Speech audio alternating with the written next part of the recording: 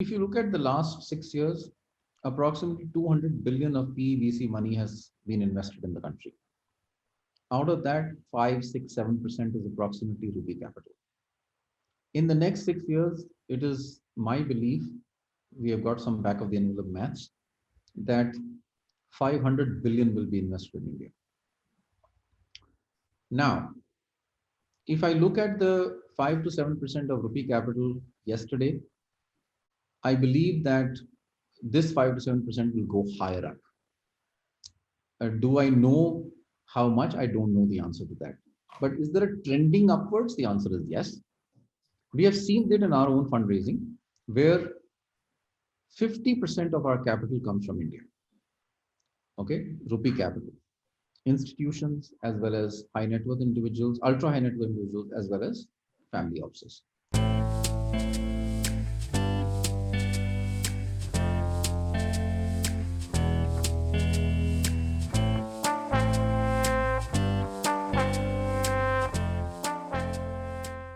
Attendees and members for joining in. We'll just begin the session in another few seconds, please. Thank you. So we have both Mr. Chaudhary, Mr. Sethi here, and I think in the best interest of time, we can begin. And welcome to the Blue Circle, everyone. It's such a big privilege and a pleasure to reconnect with everyone, our distinguished panelists who are handpicked because of the think input and the rich experience that they bring in. And thank you to our distinguished audience for joining us. We've received 200 plus registrations, most of whom are CEOs, CXOs, and senior leaders, startup founders, and policymakers. Many of them are our members and are repeat visitors to our webinars, which is very encouraging and motivates us to provide high levels of dialogue through the online channels as well. And for those of you who are new with us today, the Blue Circle is a sector-focused community exclusive for business leaders currently across 6 sectors, which are e-mobility, energy, real estate, healthcare, logistics, and aerospace and defense, and soon adding 14 new sector communities to our platform this month to form the Blue Circle 20. We also present socio-economic insights, which ultimately determine the evolving complexion of the market. And along with our weekly webinars and our digital publication, you'll be happy to know that we very recently launched the first version of the Blue Circle app for leaders. It's somewhat like the sector-specific LinkedIn for senior leaders, a space to have meaningful conversations, connect with 5,000 plus like-minded leaders from India and across the globe, house high-quality curated content, and access business opportunities across our core sectors. For those leaders who are interested, please do join us. I will share the link to the app in the chat section, and we'll soon send out invitations post our webinars to the new guests who've joined us today. And today we're privileged to have big minds and leading thinkers of the industry join in to deliberate on 2021 breakout year for VC investment and what lies ahead. It's been an extremely exciting year for the PE, VC, and startup fraternity, with a record $49 billion pumped into the Indian companies during the first 9 months itself. And our guests and I keenly look forward to learn what lies ahead. So just in the best interest of time, I will just briefly mention the names and designations of the leaders we have with us today. We have with us Mr. Sudhir Sethi, Chairman and Founder, Chirate Ventures. He served as advisor on the Technology Innovation and Productivity Council of the GMR Group. He's been an executive committee. He's the executive committee of Indian Venture Capital Association, IVCA, investment committee of UTI Ventures, on the board of Ascent Capital, and on the board of advisors at NS Raghavan Center for Entrepreneurship, IIM Bangalore. And Mr. Pawan Chaudhary, who's our chair and moderator, is a best-selling author, public intellectual, angel investor, CEO of a French multinational called Vigon India, chairman, Medical Technology Association of India, and sits on several boards across the country. And also, thank you very much to our partner, Indian Venture Capital Association, IVCA, for helping us curate today's timely session. Thank you very much, sirs, for joining in today. And I now request Mr. Chaudhary to please chair and moderate the session. Thank you very much, Siddharth. And welcome, Sudhir. What a pleasure to have you. Thank you, Pawan. I have heard you before in an earlier discussion. You were sharing, I think, something which flows from your spirit, which is a spirit which says that anybody can do what you have done. So in that spirit, let me begin by asking you, how was your journey as a student, Sudhir? How was my journey as a student? My dad was in the foreign service, and we used to be in and out of India. I used to do well in education outside the country, come back to India and be in the last three. That was tough, but I managed, and I also came up, the multicultural issues of traveling within the country and outside the country were very, very, I mean, all the benefits of that came much later. But yeah, it was, I think the mind grows with diversity as far as exposure is concerned at a young age. And I guess I benefited from that. Absolutely. So I did not have the good fortune of studying in foreign countries. Otherwise, I could have also perhaps stayed at the top of the class, at least in those countries. But that's very heartening to hear for those investee or those startups founders, that it does not mean that if you have not studied at the top institutes or been at the top of your batch, you may not top in the entrepreneurial world. So on that very positive note, let me ask you as to what is happening in 2021. All the earlier records of funding, of investments, etc., are getting busted. So what do you think is the reason for this, and where are we going? I would, I would possibly uh, break that down to 4 or 5 elements. One is macro. Um, there is obviously a time and a place, and if you look at the COVID time, many companies did go through stress, but what came out, in fact, in our case, 70% of our companies did better post COVID than pre COVID. And if I look back and say why, there was this element of innovation in the product or service, there was deep technology, there was agility in product, there was agility in innovation there, agility in speed overall. So I think those companies is demonstrated whether in the real world or the otherwise world. When I say real, means older traditional companies and the startup world did better. I think at the macro level, there is a huge amount of focus from the government. Number one, there is also predictive policy, which is very good. There are many policy issues which I think can be improved, but there's no showstopper right now. At capital flows, there is wealth of capital which is released in India.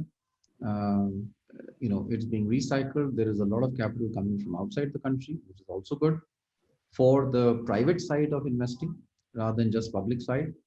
The risk element of entrepreneurs and investors has gone up. That's another. So it's a confluence of many at the macro level. At the micro level is very, very important. I think the companies which you see, which are going public today or becoming unicorns today in the new economy world or the startup world, are companies which started 10 to 15 years ago. It's the hard work of many, many such entrepreneurs and who are backed by investors who are now grown to a level where they can demonstrate scale and market leadership. If you take some of our companies like FirstCry, it's a market leader. It's acquired the number two from Mahindra. If you look at Lenskart, it's a market leader. It's bigger than Titanize. If you look at CureFit, if you look at Policy Bazaar, if you look at, and the list goes on, they are far, far bigger than enterprises who actually were there already. And that is fundamentally what entrepreneurs do, using technology, grow faster, using capital at a faster pace, not just necessarily profitable. And I guess that's where people like us come in overall. So it's a confluence of many, many things, which is there today. And most important, the hard work of entrepreneurs in the last 10 to 15 years. Absolutely. On the macro front, we have also noticed in Blue Circle, it has COVID has unearthed hidden needs. For example, one of your investee company, I believe, is in the telemedicine space. And telemedicine grew like anything for various reasons, because it is beneficial to the doctor, to the patient, to the provider, to the payer. But what Blue Circle found out through its research was it is also beneficial to the patient in another way. It is preserving his dignity better. That means the digital interface prevents him from being insulted by the occasional indifferent healthcare worker or the arrogant doctor. So that also became one reason why people started preferring this route. So unmet needs came in, and the macro point also, the government, I think, especially in the last few months, has performed admirably on the geo-commercial stage. After AUKUS, what has happened? Of course, AUKUS, after AUKUS, the realignment which India has done is already increasing the deal size. You must have seen the Tata and Airbus deal, the HAL and Rolls-Royce deal, and the 56,000 crore deal coming at around with Taiwan TSMC. These are also, of course, you mentioned that, and I would just wanted to add it to just give an example as to how the government's realigning is going to make FDI inflows also very high. You spoke, already they are 90% more than last year. You spoke of diversity, which you picked up from through your international travel. Your big break also came through an international, let me say, contact with who you were there for 2.5 hours, asking for $100 million. And he said, no, we will not give you $100 million. We'll give you 150, something like that. Can you tell us that? Because the first question which has emerged here, which is much later in the queue, because we have received already many, is mentioning that they want to understand your journey from being a marketing person to a venture capitalist. What was that break, and how can you tell us about it so that we can learn from your experience, Sudhir? I don't think, I think I was doing what professionals were doing at any time and continue to keep doing.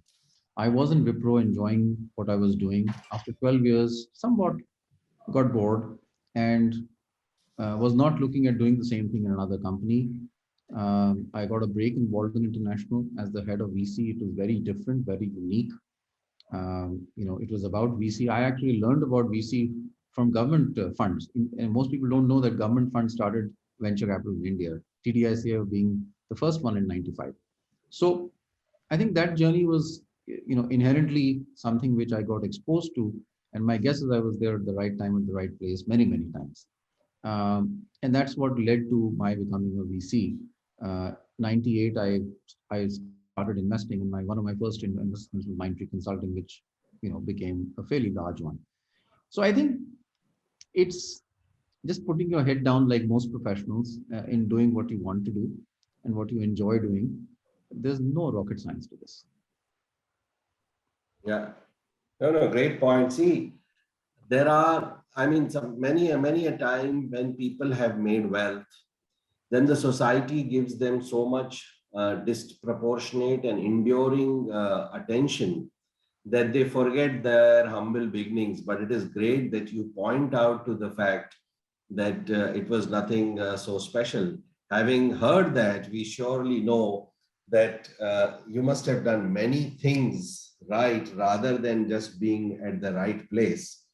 So coming to that, how has your journey been as a venture capitalist or a PE fund?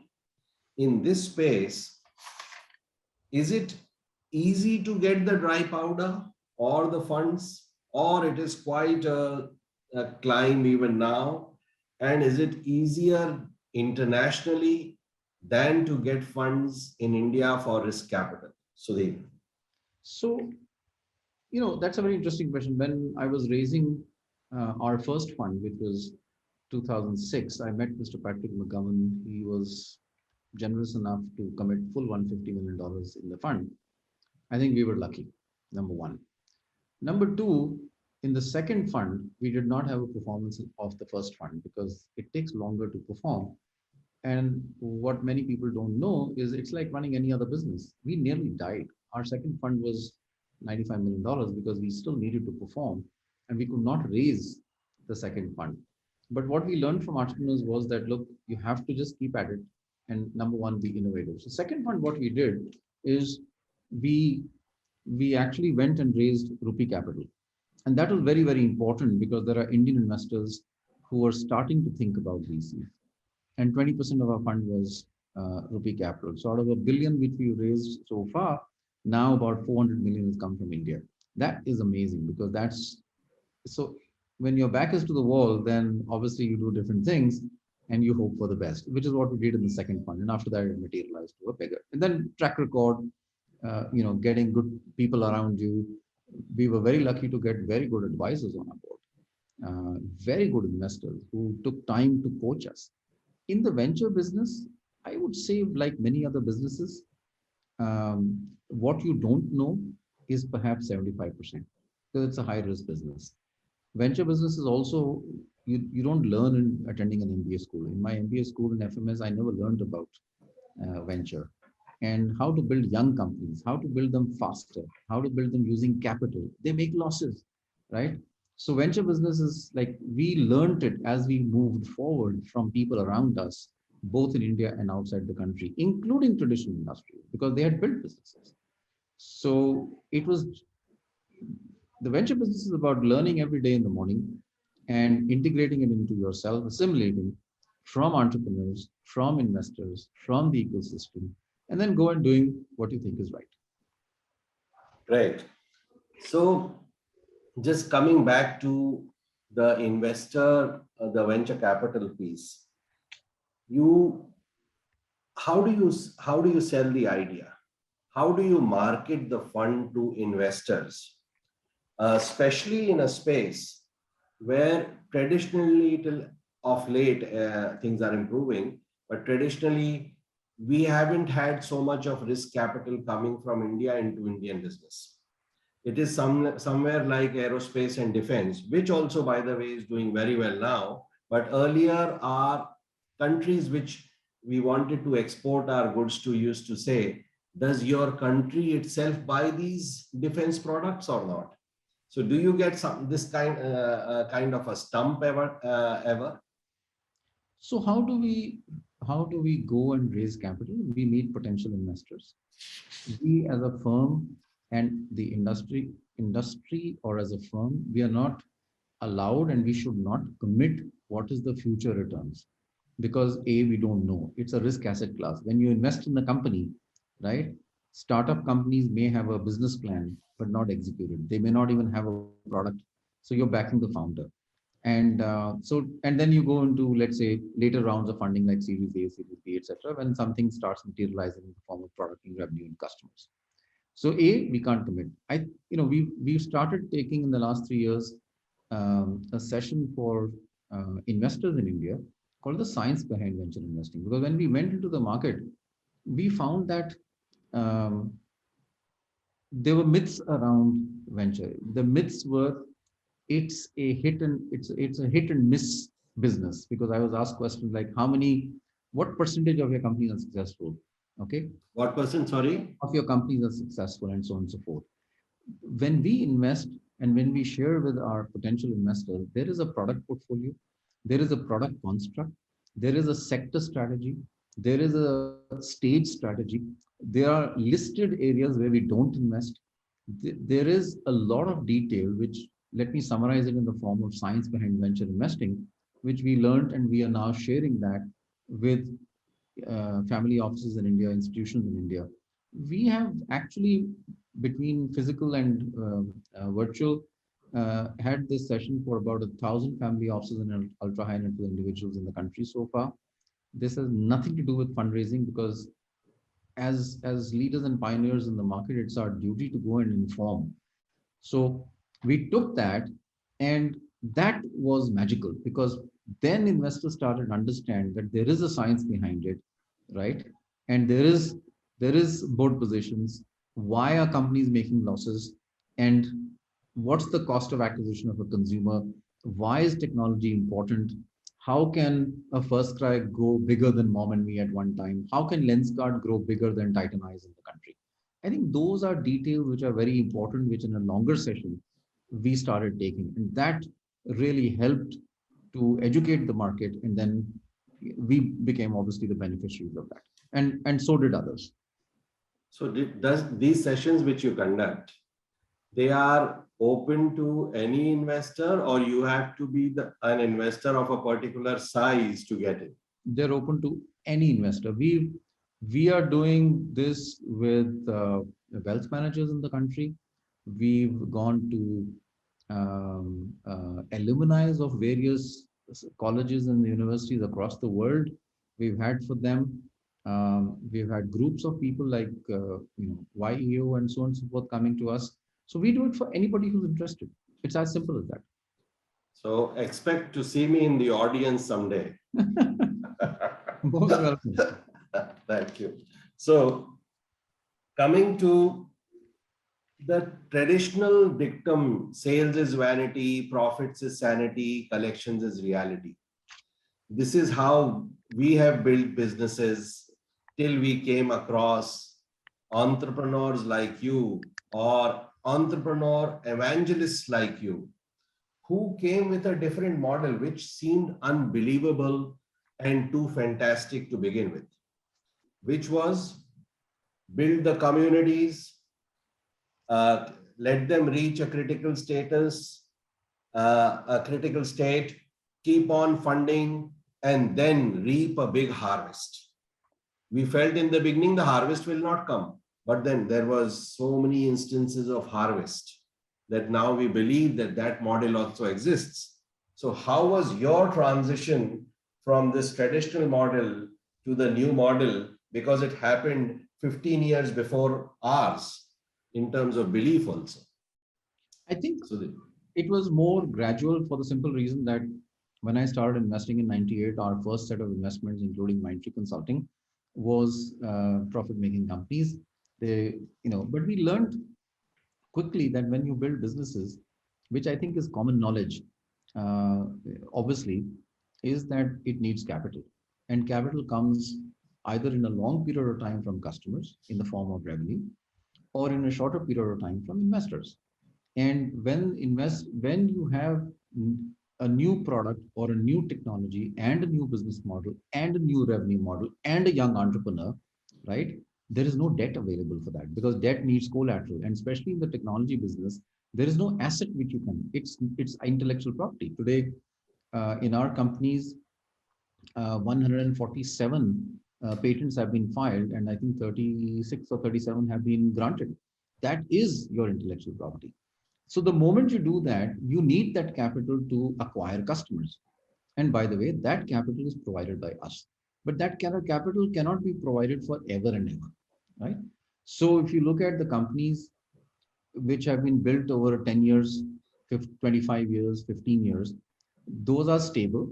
If you look at companies which are 10 years in the consumer acquisition business, and I mean, the top 6 of our companies, top 5 companies in our portfolio, in the next 5 years are reaching $1 billion revenue each. Okay, some in 23, some in 24, some in 25. Now, at that level, and even lower level like $500 million, they're generating cash. There is no question about it. So it's not an endless pool of capital which keeps coming in. You need to build, we as VCs do know and do realize that we do need to build an ongoing business, but that ongoing business needs to be dominant. And we don't have 20 years and 25 years to build it. We have 10 years to build it. That means profits have to come. They may take more time, or they may require more investor stamina, but finally it is tuned to profits. It only depends on what time scale you're looking at. Absolutely. And today's world, and especially in technology, I think we were talking before this, Pawan, I mentioned that technology has a half-life cycle, and that is reducing every day. Today, technology, right, has a life cycle of maybe 2 to 3 years, because then some new youngster comes in and builds a better technology. Okay. And let me give you some examples of technology enablement 1.0 and 2.0, and today we are in 3.0 in India. Technology enablement, when we started investing, and I won't give the IT services business there, but in 1.0 for us in 2006 to 10, we funded companies like Lenskart, Policy Bazaar, First Cry, etc. They were basically commerce. And what were they delivering? They were delivering the right product, the right quality, at the right price, in a predictable manner, anywhere in the country, right? Where Nike shoes were being sold fakes, we said, no, we take responsibility to the original. And the second phase of that is now local brands coming up. So that required to putting an infrastructure, right? Infrastructure putting in the digital space requires capital. So how do you can wait for 15 years to put capital, or you can do it in 2 years? Okay, and that's where this thing comes. So that's 1.0 in terms of what happened. 2.0 was marketplaces. What do marketplaces do? People think that venture business is isolated from the traditional business. It is not. Companies, I'll give you an example of a company like Bizongo, which is in our portfolio. It's a technology platform which is B2B, and it increases the efficiency of packaging, right? It's delivered 70, 80 million units of packaging in the last 5-6 years. It's a company which is at 250 million revenue run rates. It's the largest integrated packaging enabler in the country. It's taken 5.5 years to do that. Okay. Why? Because there was earlier a glass packager, there was a wood packager, and there was paper packagers, but there were very few integrated packages. So technology sat in a marketplace on top of all these people, and the customer says, I want a bottle design. And by the way, I have too many suppliers there. So can you take care of all this, including design? So that's an example which I can give. We have a company called Smiles, and there is thousands of dentists in the country. It's a marketplace to give high quality oral care through SOPs, but it enables dentists to come on the platform. Superbly doing. We have a company called Go Mechanic. It is enabling garages to come onto a technology platform. So I can take so many examples where technology funded companies, I mean, funded VC funded companies in technology in marketplaces sits on top of disaggregated pieces of infrastructure, brings them together, makes them more efficient, and makes a new business out of it. And that is what technology does in 2.0. In 3.0, there is a new thing happening now. 3.0 is core technology. So I'll give you some very good examples. There's a company called Emotix. It's in the consumer robotics business for children. It's a companion robot. It's a conversational robot. And that company is selling consumer robots to children in the US, to parents and children in the US. Now, why is that required? Because that is required fundamentally in the space where parents are not spending enough time with children. It's an amazing piece of robot. We look at a company called KB Colors. The founder's vision is to change and enable people to move away from chemical colors. And he's extracted colors out of bacteria, which comes from waste soya. There's a company called We Innovate who's making antibacterial catheters. India consumes 4 crore catheters, and that's the biggest source of infection in hospitals. And antibacterial catheters are not used, right? So you find entrepreneurs who are bringing their knowledge into bringing new products, which are very deep tech. And by the way, can there be an antibacterial catheter company in the world? Our belief is outside China, we could be the second one. Third, because my company Vigon India also makes antibacterial catheters. Okay. However, it is possible that We Innovate might be bringing that antibacterial catheter, which can take a much larger share of the global market because of the price point at which it may be operating from. Precisely. Excellent. Great point. We should talk offline on this now. Absolutely, we'll do that. Also, Your Emotics example reminded me of Aibo. Aibo, if you remember, was Sony's Robo, which was made for as a companion for elderly people because they did not have that kind of company. But eventually they became so bonded to that Aibo that they used to have cremating services when, you know, it used to just be unrepairable. They used to give it a funeral and things like that. Perhaps your company, of course, that model didn't succeed, though it was quite popular. Perhaps your company has gone to a different segment, children, and I've heard of Emotics, and I believe it is doing very well. And congratulations on that. Thank you. So that's 3.0 in technology, and you will find these are globally competitive technologies, globally competitive marketplaces, and globally competitive 1.0 technology-enabled businesses. They have to go out of India. There is no question. And do realize one thing, that when a company goes out of India as a market, the 1 rupee sale price in India goes to $1 in the US. So that means more higher profits, higher margins, and bigger scale, and obviously valuations get higher. Absolutely. I fully agree with you. And in fact, I disagreed from a distance with people who said that you have to really harvest the Indian market completely before you go abroad. I feel that your approach of evaluating all markets for what value they will bring on the table in terms of price points, what is the customer acquisition cost, what is your readiness to enter the fiercely competitive winds which you may sometimes face in various geographies, is, I think, the better way forward. And entrepreneur after entrepreneur I meet, even in the spaces which you spoke of, they do say that the $1 to 1 rupee analogy is very, very right. And even the credit terms and many of the business practices are quite different and easier to deal with. Great points. So coming to, this was one transformation you spoke of, 1.0, 2.0, 3.0. And it also answered my query that how did you transform from the traditional financial profit first model to this model? Have you also worked with traditional companies to fund them to get their digital transformation going?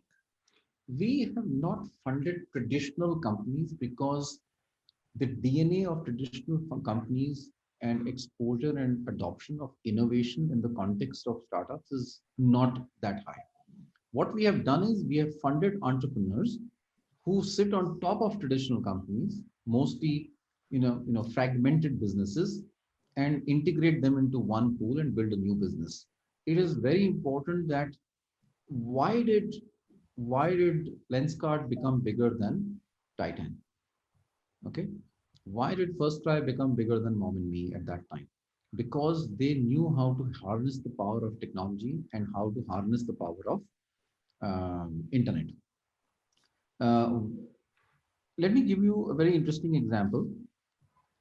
When Lenskart is solving problems, I think we have to look at it from a point of view of when glasses are being sold, what are the hindrances in consumer buying glass, let's say, or contact lenses. First is, what's my power? I have no clue. I have to go somewhere. So what did Lenskart do? They start sending people home. I said, you don't have to come. We'll come to you. And second is, what's the suitability of what suits me as a glass? Now, you go to a eyewear shop even today and say, let me try out 10 glasses. What did they do? They use technology. And you used to take your picture, and the app of Lenskart throws open 10 eyeglasses which will suit your face because they have an AI engine running on that. Okay. So new age companies are using technology to overcome challenges which are hindering points to a consumer adoption, which is what they do. Now, does a brick and mortar company know how to do that? The answer is no, they do not. Okay, because they do not have people inside who think tech, right? And that is a very, very big difference overall. So we don't invest in traditional companies because we believe that it is better to solve the problem from outside rather than move heaven and earth from inside. Great points. So basically, you're saying that there is a delivery innovation in these examples which you gave of customer delivery innovation.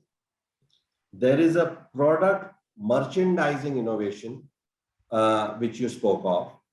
In that company, is there any other innovation also, or these are the two legs on which the entire promise stands? They are shipping out 15, 20,000 eyeglasses per day, and they can make each one of them in the factory, which is customized.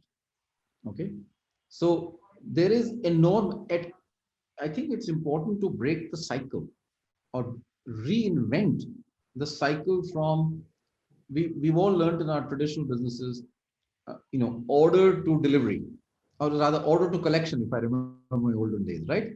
Get an order, go through the SOPs, and go collect. If you relook at that in every single company and apply on that SOP, apply technology platform, you will find that the order to collection cycle will go down by half. Okay, and then mass customization is possible through manufacturing technology today overall. So there are so many things which are innovative in the country. And by the way, these are available inside the country. There is no import, there is no licensing of technology from outside. The beauty of technology today is that it is public domain. Yeah, absolutely.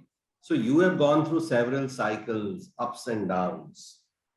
And is this part also used or useful in your selling to the investor your candidature for their investments? Point number one. And coming to cycles once again, there is a question from Sundar Iyer, who is founder and CEO SKS Cleantech, and there are several questions in that similar genre. He's asking, is startup investment valuation bubble which will pop? So go ahead, please, Sudhir. Any business economy has valuations, or rather economic ups and downs, right? Will we means valuations go through ups and downs? Answer is a very big yes. It's a very big yes. It's happened 4 times. The COVID related bubble burst, okay, reason being COVID, was my fourth bubble burst overall. And so we learn from all that. And what's the learning? There's only one learning: build fundamentally sound businesses, right, which are not good to have but which are need based. That means there's a need for it by the consumer cannot do without that, and there is a need for it by the business. You fundamentally venture back technology based businesses go and meet an unmet need. They don't go and meet a need which has been satisfied. I agree with you. At the same time, I think you have already pointed to the importance of luck also, because a fundamentally sound business, let us say like a Make My Trip or any other travel related business, may still be hit by the vagaries of nature through COVID. Sure. Also, newspaper business or poultry business may be hit by fake news.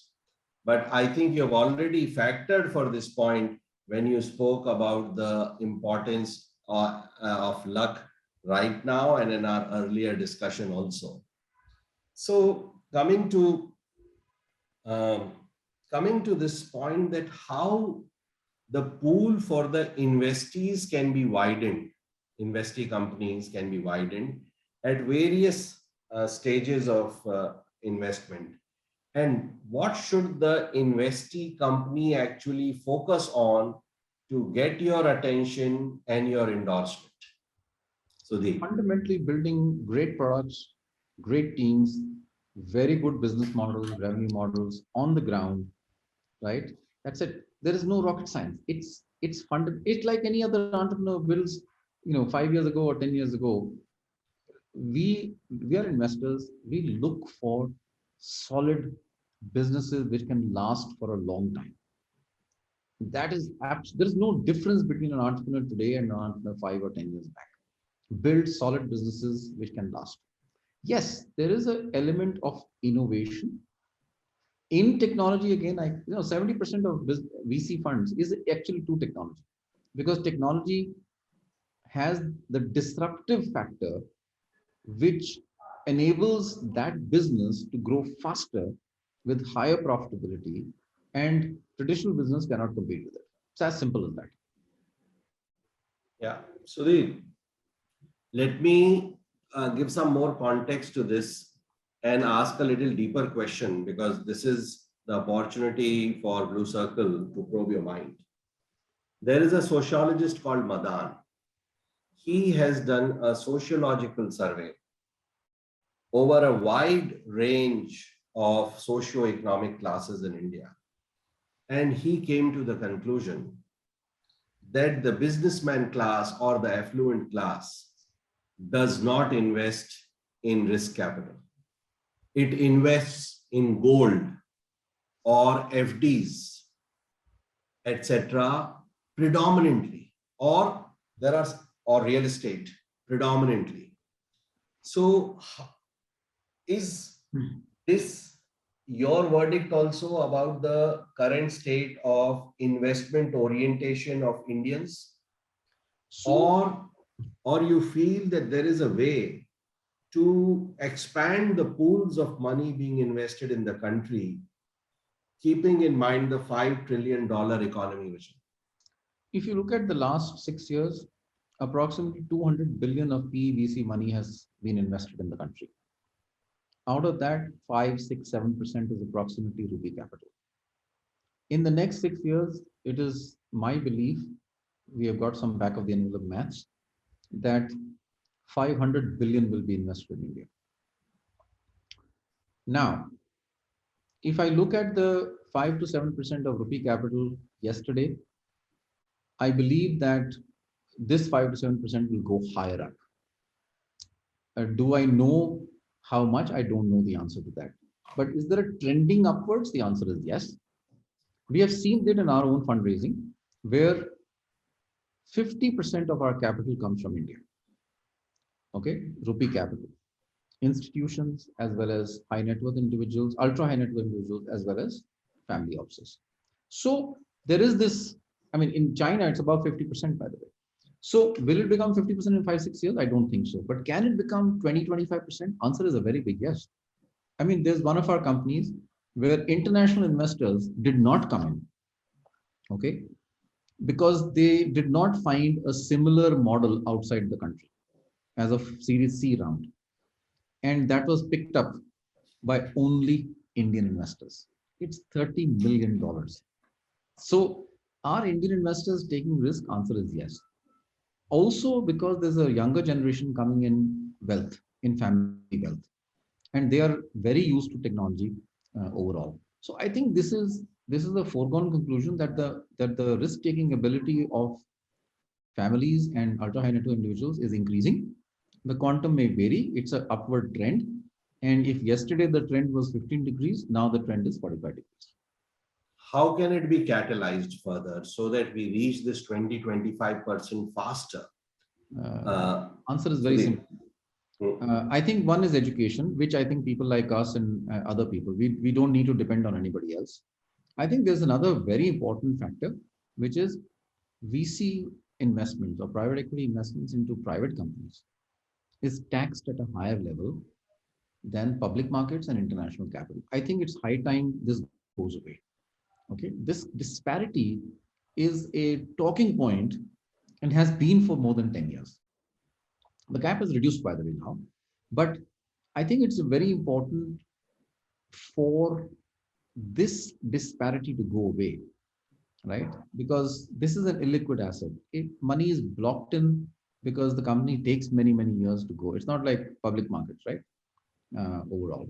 So I think that disparity, if it is removed to zero as soon as possible, we'll see a quantum leap in investors not going to public market because there's a tax benefit there in a shorter time frame in a liquid asset, right?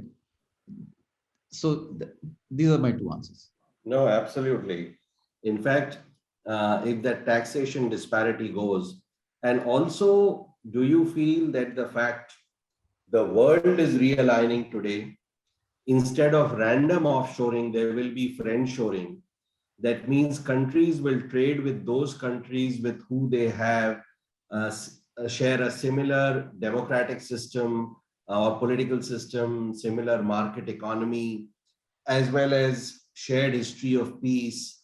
Plus, they will not be worried of some malware being implanted into the devices or the equipment which is being manufactured in those countries. In such a time, India does really have a very strong chance to become the factory of Asia. Also because it is the only rival of China which can stand up to it and protect investor, IP, and other interests. Do you feel a lot of money has already started from foreign shores, even as we speak, towards India? It is seen from the fact that in the last 6 to 7 years, when 200 billion got invested, I'm not saying raised, invested, and then it's you see the numbers on a quarterly basis. We believe it become 500 billion.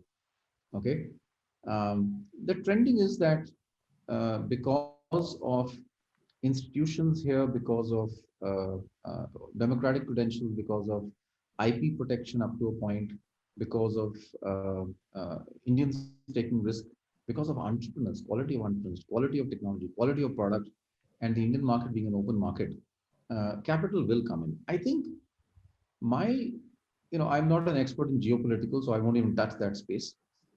But I do believe that we can expect significantly higher from ourselves.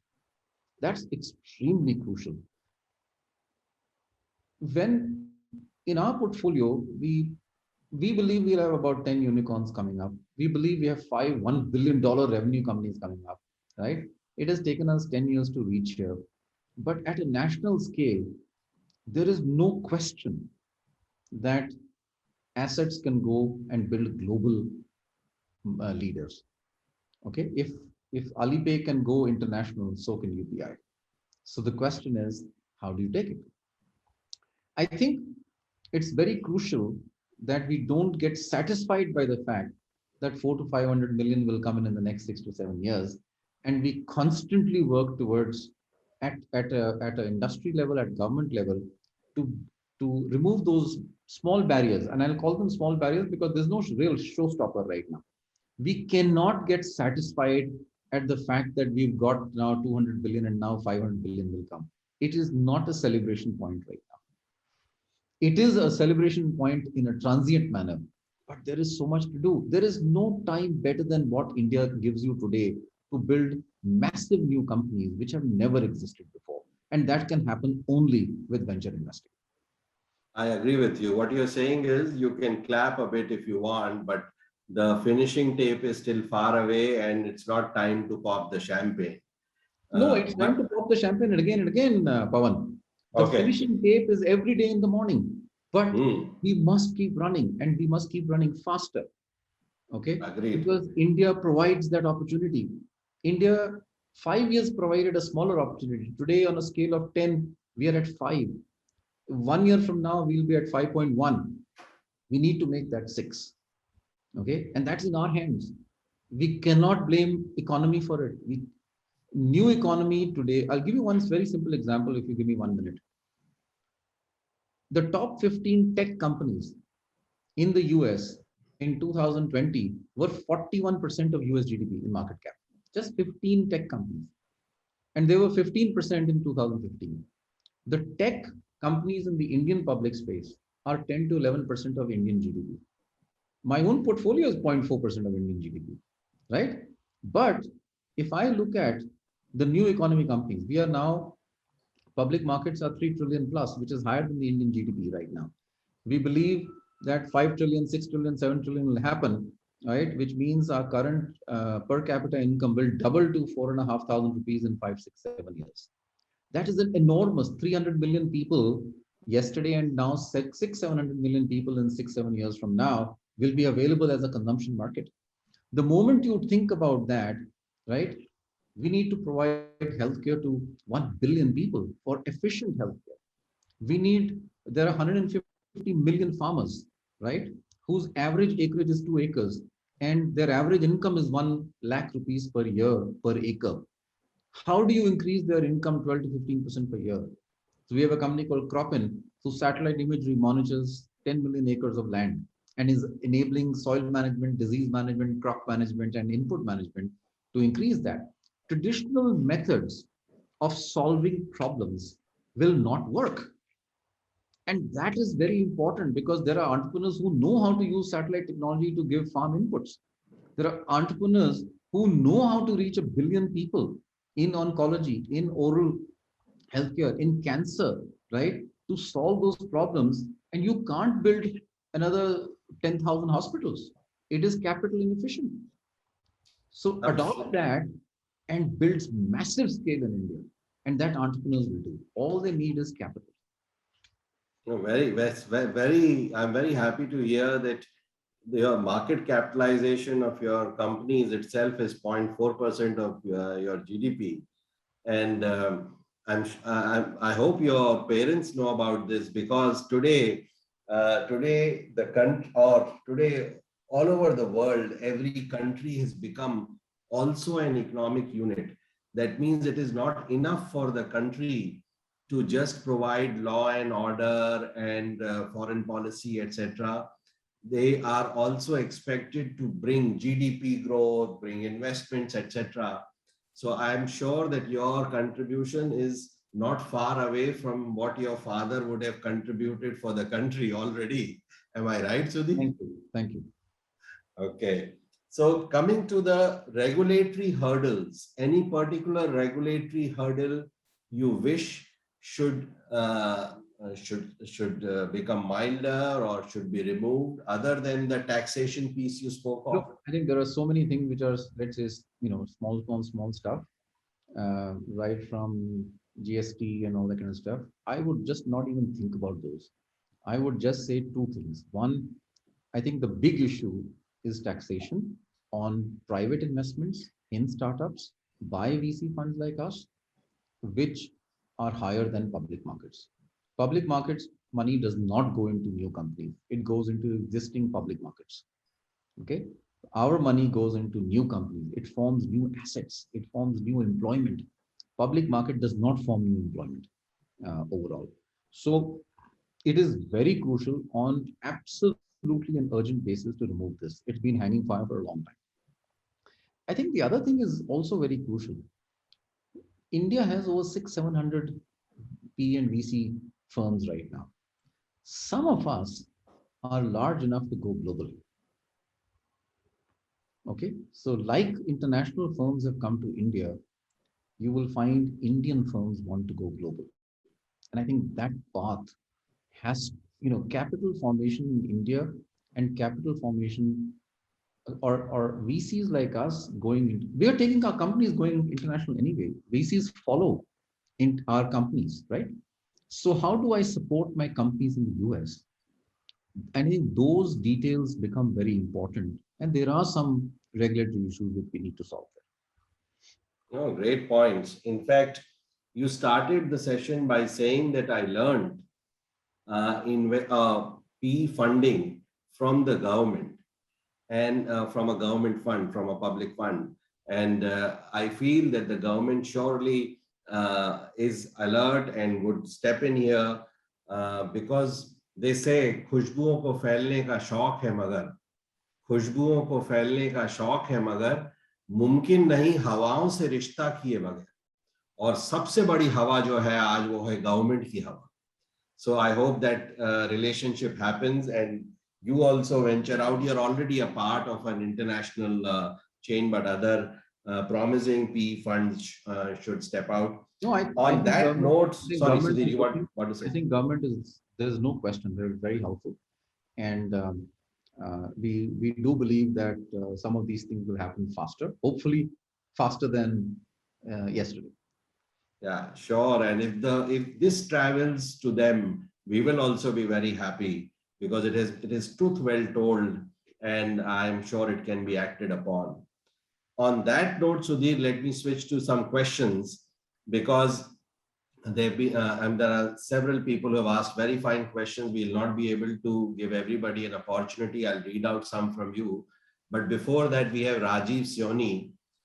He is a former CIO, Ernst & Young, and director, DFAN. Siddharth, can you open up Rajiv's mic, please? Yeah, absolutely. Hi, Mr. Sioni, would you like to share a question? I think his microphone is off.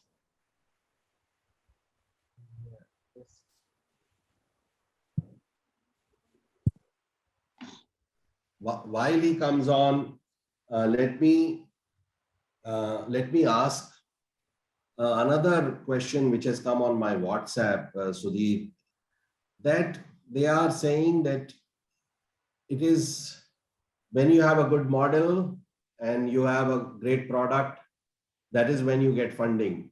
How to attract attention of the investor? How to make sure that he notices me? This is the question, Sudhir. We as a firm this year have seen about 3,000 new companies. And so it is important to reach out to the VCs, and VCs will look at every single company which comes to them. If it comes through a good reference, by the way, it's even better, right? Overall, I meet a new entrepreneur literally every day. I talk to a new entrepreneur literally every day, and so does my team. So I think the second part is crispness of communication, crispness of the idea, crispness of brevity in communication. I've received presentations which are 60 pages, and I've received presentations which are 7 to 8 pages, right? It's very important that brevity be there in the first set of communication, a very powerful single story, which enables people like us to understand. And I do believe that in the IQ hierarchy, we may be lower than entrepreneurs. So do indulge us. And to that extent, brevity, thought, clarity of communication in the first instance is absolutely crucial. Absolutely crucial. And by the way, I mean, my investors have told me this, that look, you take too long to tell us things. Can you just give it to us in 20 minutes, right? So don't worry. My message to entrepreneurs is don't worry. We're in the same boat as you are when we raise capital. It's amazing you put it like that, Sudhir. It humanizes the entire profession, and it tells everybody that they can also be like you, the youngsters who might be listening here. You have said reference, and earlier discussion, I think you made your inclusivity clear through the spirit of the dialogue by saying that reference also may not be only handed over by families. No. It can come from colleges, schools, engineering colleges, management colleges, your professors, etc. So the meritocratic people also who are not otherwise blessed in terms of social capital because of their humble beginnings can also get those references. The other point you said was crispness, communication, brevity, richness of communication, something like a richly embroidered jacket, but short. That is what you are talking about, so that everything comes also, your unique point is conveyed and in a brief manner. Yeah. On that note, Yeah, I think every entrepreneur is solving a challenge either for the business or for the consumer in the market space. I would first like to know what is that challenge and how he's solving it. What's the target market size? In fact, we put it on our website saying, hey, go through this and you'll probably know. But there are so many mentors. And we also have youngsters who are with us. We hire youngsters, and it's not a difficult job to reach out to us. Great. I think Rajiv is there, or have we lost Rajiv? then in case we have lost him, let me come to the next point. How can we contribute to venture fund? So so there are some investors also here. Vinod Singh, proprietor of SMSS, is asking. Sudeep. Just write to us and we will have it done. Great. And you can be a little longer also. You need not be very crisp in this instance, Sudeep. No, I think, look, I always tell potential investors, and important to scan the market, important to know the people who you will invest with, important to know the details. Every fund is not raising capital every year. There are cycles as such. I think it's good to study the market, good to meet 10 people before you choose one. Absolutely. There's so much of information available out there right now. What is your outlook on investments in travel tech? So travel is going through a stressful period. There is no question about it. It is still to recover. I think if I broadly take travel and logistics together, so I'm taking that because I think, the whole space of cargo is picking up faster than. We've lost you. We lost you for a moment. Can you hear me? Yes, now. Yeah. So if I take travel and logistics together and not just travel is going through a stress. It will have its own phase of improving. I think it will improve. Countries and states and economies are now going to live with, hopefully much lower levels of COVID. So travel will increase. India's travel is not opened up international. Domestic flights are going full. As far as the balance is concerned, logistics, I think that's the second part of, non-human travel, if I may say. Cargo, very large business. Logistics, very large business. I think that is increasing even further overall within the country. And the other one, which is, we believe, is the first time in 6 years, India's exports are rising. And that opens up enormous opportunity for cargo handling India to international destinations. Yeah, great points. Next point, how did your journey happen from marketing person to a venture capitalist? You've already shared a bit of it. Please add any detail you've missed. Second is tele-rehab. What is your overall healthcare philosophy of investment? And does tele-rehab figure in anywhere? And the last point is about idea poaching. Is it possible that the venture capitalist may poach the idea which the entrepreneur seeking investments make to him? Let me start with the third one. VCs are not executors. VCs are investors overall. And to that extent, I think institutionalized VCs and angels respect the entrepreneur. There could be exceptions which are very rare. I haven't seen anything in the last 10 years. So that's number one. What was the second one again? Second was healthcare philosophy of investment and tele-rehab. Yeah. Look, I think remotely covering patients on a scale of 10 complex challenges need face-to-face interaction, and simple health related issues, either in prevention or in therapy or in rehab, can be taken care of through teleconsulting. Today, most important is consumers have been driven to teleconsulting, and to my mind, will it, I keep getting questions, will it ever go back to normal? I think this is the new normal. Today, consumers are coming back and saying, I don't want to waste 35 to 40 minutes just to show a cold overall. So, one of my friends had a rash, skin rash, and the doctor said, just send me a picture, and it worked. He prescribed, and to that extent, he's okay now. So more and more complex ailments, more and more complex rehab, more and more complex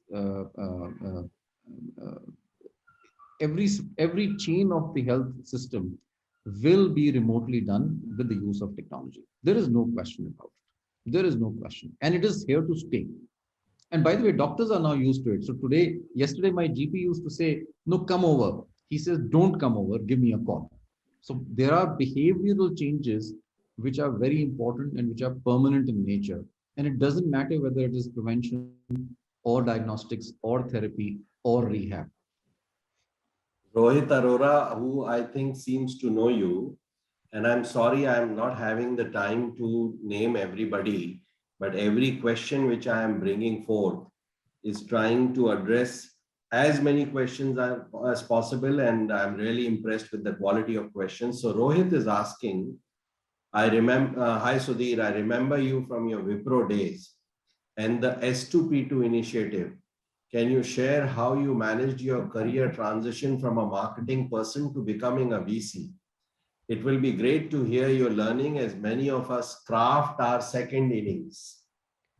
I must tell you that there was no grand design, and it was, I think it was discussions at home. My wife, I discussed with a huge amount of, and there's a vested interest, for her to be successful. She's a serial entrepreneur by herself. There is no plan. I must tell you, it's discovery as you go forward. It's intuition. It's talking to lots of people. Did I ever think I will enter VC? Answer is no. I never thought I would enter VC. Opportunity came. I had in 98 two jobs, one from an IT company and the other from a venture fund. I thought venture fund was better because the IT company was a similar job what I was doing with Wipro, and that was too boring right now. So it was very intuitive in nature. Did I know it was high risk? No, actually, I didn't know it was high risk. Because when I was an employee, I was a country head and I was getting my salary overall. I think the biggest risk was when we started the fund overall, when we nearly died in the second fund. Um, you know, when we were not able to raise a full fund as close to fund one. So no, there was no grand plan. There is still no grand plan. We do want to continue doing what we are doing. We do want to do it at scale. We do want to do it uh, in different matters. Today, we believe that ventures solve problems in creating new companies, and impact is the other side of the coin for outstanding returns. So we've started building our impact report. Today, almost 2 million farmers are benefiting from our companies. 242,000 SMEs are benefiting from supply chain innovations and distribution chain innovations through our SME companies. As far as insurance and SME lending is concerned, both put together, our outlay is about 175 billion in the market space through 3 or 4 of our companies. Moment you start measuring, there is the realization that look, there is something very meaningful which I think we are doing, and that has come in the last 3 years. So we are now positioned ourselves as profit with purpose, outstanding outsized returns, and meaningful resolution of challenges in business and society, which we are doing. There are two sides of the coin, and we are not an impact fund. Oh, excellent. You are basically saying that we are doing well and very well, and that will help us do good because we cannot feed from an empty vessel. So profits have to come and purpose will also be followed.